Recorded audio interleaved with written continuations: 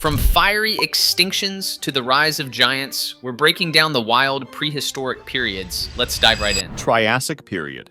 It's 252 million years ago, and the Permian-Triassic extinction event, also called the Great Dying, has just happened, wiping out an estimated 96% of marine species and 70% of terrestrial vertebrate species. It's thought to have been caused by massive, prolonged volcanic eruptions in the Siberian Traps in modern-day Russia. These eruptions released enormous amounts of greenhouse gases that triggered climate change. Around this time, Earth was essentially depleted and had just one single supercontinent called Pangaea. It was mostly composed of desert with arid conditions, while more coastal regions experienced strong seasonal rains and winds. However, even though the conditions were this harsh, not all forms of life went extinct. Within the small percentage that survived, we can find some resilient plants like these ones, and most importantly, synapsids, the group that includes mammals and their ancient relatives, and archosaurs. Now, what we really care about is the archosaurs. You see, at that time, there were no real dinosaurs in the proper sense of the word, but rather their predecessors. You could have seen creatures like ichthyosaurs and Proterosuchus. By contrast, mammals still played a marginal role at the time, existing as small and likely nocturnal creatures. So picture this. Earth is basically a one-continent Mad Max desert called Pangaea, freshly scorched by the Great Dying, like the universe hit Ctrl plus Alt plus delete on 96% of marine life. Yet somehow, tiny scrappy synapsids and awkward proto-archosaurs are like, yeah, we'll vibe here. It's wild that mammals at this stage were basically the night shift janitors of evolution. Small, nocturnal, overlooked our ancestors. The real change, however, happened around 230 million years ago in the southern part of Pangaea, which is now modern-day South America. Here, the first examples of dinosaurs appeared, such as Eoraptor and Herrerasaurus. However, they didn't look like how you might imagine them. They were really small. For example, Eoraptor was about 3.3 feet long, much smaller than a human. However, this wasn't necessarily a disadvantage. Their small stature made them incredibly agile. This was supported by an impressive evolutionary feat they developed. Their legs were positioned directly beneath their bodies, rather than sprawling outwards like contemporary lizards. This allowed them to stand on two legs, giving them much more speed and stamina, both for running away and for chasing. While dinosaurs weren't very diversified at the beginning, they started to diversify as the Triassic period progressed. Theropods, the group of typically two-legged, meat-eating dinosaurs that would later include some of the giants we'll talk about later, started to appear. Sauropodomorphs, the dinosaurs characterized by long necks and large size, also began emerging. It's kind of wild that the first dinosaurs weren't towering giants, but pint-sized speed demons like Eoraptor, basically the chihuahuas of prehistory. Their big trick, legs tucked under the body instead of splayed out, like upgrading from a wobbly shopping cart to a Tesla with autopilot. That tiny tweak made them Olympic-level sprinters. A first trend of change occurred when Plateosaurus, a long-necked sauropodomorph from Europe that was 10 meters long, began to thrive. It signaled a broader trend toward increasing size and herbivory in some lineages. However, just as Earth was beginning to repopulate and these new forms of life were developing, a new catastrophic event occurred. Around 201 million years ago, the end Triassic extinction brought an end to all of this. The leading hypothesis attributes this extinction to massive volcanic activity associated with a huge area of volcanic rock that formed as Pangaea began to rift apart. Once again, these eruptions released vast amounts of greenhouse gases, destabilizing the climate. Most life on Earth was wiped out. About 76% of all species, including most large amphibians, the remaining large synapsids, except the lineage leading to mammals, many marine reptiles, and crucially, the large terrestrial archosaur competitors of the dinosaurs, such as the Rauisuchians. The main survivors were turtles, crocodilians, early mammals, pterosaurs, and most importantly, dinosaurs. With their main rivals gone, these survivors had a fresh start to take over the world. So basically, this one dinosaur shows up as a 10-meter vegetarian stretch limo, and right when life starts getting comfy again, boom, another volcanic apocalypse. The end-Triassic extinction is like Earth hitting the reset button with lava DLC. And here's the twist. It wipes out the dinosaurs' biggest rivals, the Rauisuchians, basically clearing the stage. Dinosaurs lucked into history's messiest promotion. Survive the firestorm, inherit the planet. Talk about winning by default. Jurassic period. Following the end Triassic extinction event, a new period began. It's called the Age of Giants, because this is when we finally witnessed the definitive rise of dinosaurs. The supercontinent Pangaea continued its slow fragmentation, primarily splitting into two major landmasses: Laurasia in the north, comprising future North America and Eurasia, and Gondwana in the south, with the rest of the world. This rifting created new coastlines and shallow inland seas, leading to a generally warmer, wetter, and more stable climate compared to the harsh aridity of the Triassic. In a sort of chain reaction, this caused extensive forests to flourish, which provided abundant food sources crucial for supporting large herbivores. Everything seemed to aid the dinosaurs' growth as the dominant species, and in fact, they rapidly diversified and grew to enormous sizes. Two main groups of dinosaurs started to dominate the landscape. The first was the sauropods, the iconic long-necked four-legged herbivores that descended from the smaller sauropodomorphs of the Triassic, like Plateosaurus. These guys achieved colossal dimensions. For example, Brachiosaurus, which was one of them, had a neck so long that he could look over trees to scout the area. Diplodocus and Apatosaurus, two other iconic dinosaurs, were also sauropods. Their immense size not only served as a defense against predators, but also as a necessity for processing vast quantities of relatively low nutrition plants in extensive digestive systems. I love this fast, simple animation style. It feels almost like a prehistoric infographic. The storytelling is so sharp and fast. Extinction, boom, reset, boom, giants rise. And the sauropods, absolute skyscrapers with legs.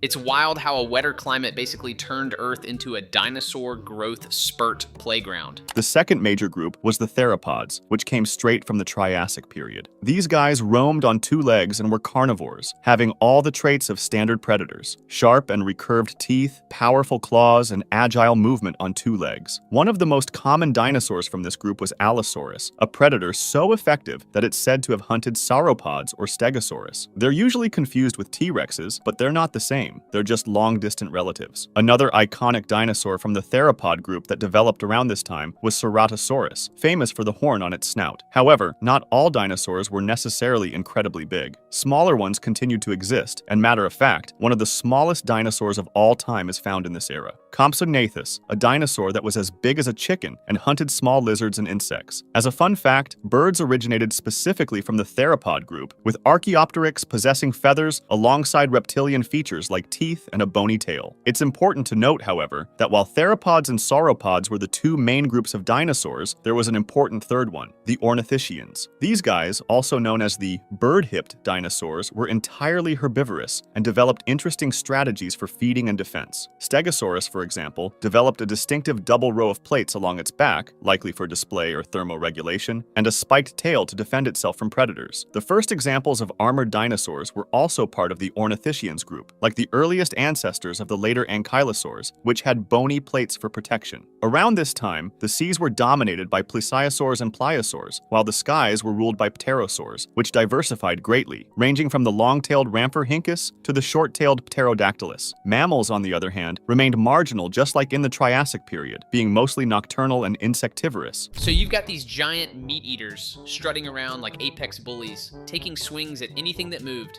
even those skyscraper-sized plant munchers. Then, right alongside them, there's a version that's basically just a chicken with an attitude problem, darting after bugs. And the whole bird's butt with teeth and a tail prototype, that's peak awkward teen phase evolution. Meanwhile, mammals are still sneaking around in the dark, like interns endlessly making coffee runs while dinosaurs hog the spotlight. However, around 145 million years ago, another significant ecological transition occurred. This wasn't as brutal as the previous mass extinction events, but it did bring about substantial change, likely due to rising sea levels, environmental shifts, climate fluctuations, and the continued drifting apart of Pangaea. The world transformed. Many iconic Jurassic dinosaur groups, like stegosaurs and certain large sauropod lineages, declined or went extinct. This marked the beginning of a new era, Cretaceous period. This is probably the most interesting period for dinosaurs. Not only did diversity reach its peak, but it's also when the most famous and iconic species appeared. During the Cretaceous period, continental drift continued, and the supercontinents Laurasia and Gondwana fragmented further, moving toward the modern arrangement of continents. This separation created vast new coastlines, and global sea levels were incredibly high, contributing to a generally warm, greenhouse climate worldwide. This brought about another important change: the spread and diversification of flowering plants. Because of of this, new insects, like bees and butterflies, began to appear. As for theropods, Tyrannosaurus rex, with its massive skull and powerful bite, dominated late Cretaceous North America, while other large carnivores like Carnotaurus, known for its horns, and Spinosaurus, a massive semi-aquatic predator, thrived elsewhere. Smaller, feathered theropods related to birds, such as Velociraptor and Troodontids, also became quite important. While older sauropods, like Brachiosaurus, declined and disappeared, a new group became important within the sauropod family, the Titanosaurs. They were called this because they were enormous, with species like Argentinosaurus and Patagotitan reaching lengths over 98 feet and weights possibly exceeding 154,000 pounds, making them the largest land animals ever known. The glow up here is insane. Earth goes from losing its old spiky-backed and long-necked icons to unleashing the full blockbuster cast. This is when giant predators hit peak movie monster status, smaller feathered ones turned into fast, clever pack hunters, and the plant eaters basically scaled up to become walking skyscrapers. Meanwhile, flowering plants and pollinating insects show up like nature's product placement deal, reshaping the whole ecosystem. It's less extinction drama, more season finale, where every character gets a power-up. Ornithischians, however, were the most diverse group of all during this period. Dinosaurs like Edmontosaurus and Parasaurolophus, which belonged to a subgroup called duck-billed dinosaurs, became common and showed signs of complex social behaviors, such as herding and nesting colonies. The horned dinosaurs, called ceratopsians, like the famous Triceratops, flourished in North America and Asia. Also, bone-headed dinosaurs like Pachycephalosaurus, characterized by their thickened skull domes possibly used in headbutting contests, began to thrive. Unfortunately, ichthyosaurs, which we mentioned previously in the Triassic period, declined and disappeared early in the Cretaceous. However, plesiosaurs continued, alongside the rise of mosasaurs, enormous marine lizards related to modern monitor lizards, which became apex predators in many marine environments. This era feels like nature went full reality show.